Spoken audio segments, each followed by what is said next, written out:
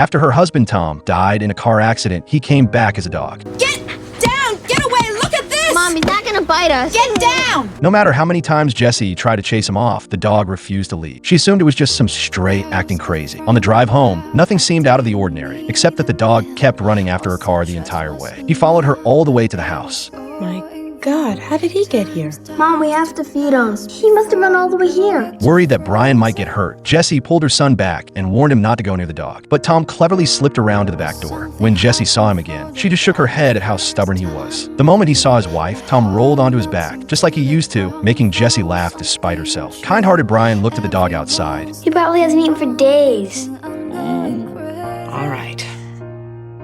Eventually, Jessie gave in. She let the dog inside and set out some food. That day, Tom managed to stay. While Brian was playing with his toys, Tom quietly nudged one under a chair, exactly the way he used to do in his old life. When Brian couldn't find it, he instinctively reached under the chair and pulled it out. Hey, my dad used to do that. Never realizing the dog beside him was his father, returned. Later, when Jessie went downstairs to work, Tom deliberately made noise to get her attention. She walked in and froze in disbelief. The dog was tangled up in some of Tom's old clothes. Laughing softly, she stepped forward to remove the hat from his head. As she sat there, memories of her late husband washed over her again. Dad looks so silly in this hat.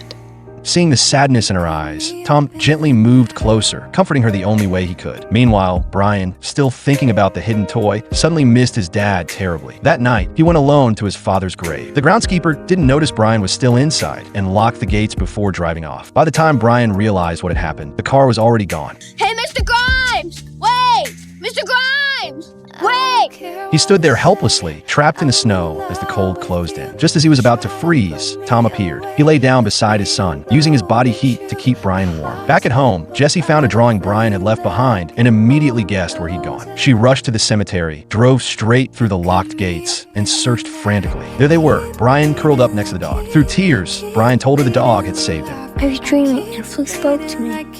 He told me not to cry. He said he had to go away. Jessie followed her son's gaze to the dog lying near the grave. She told Brian to wait in the car where it was warm and that she'd be right back. Then she walked slowly toward her husband's headstone and called for Tom to come with them. Inside the car, Brian cried as he watched. Tom remained lying there, looking up at Jessie as she knelt beside him. Struggling to his feet on an injured leg, he endured the pain and began pawing at the snow in front of the headstone. Then he turned to look at her. In that moment, Jessie finally understood.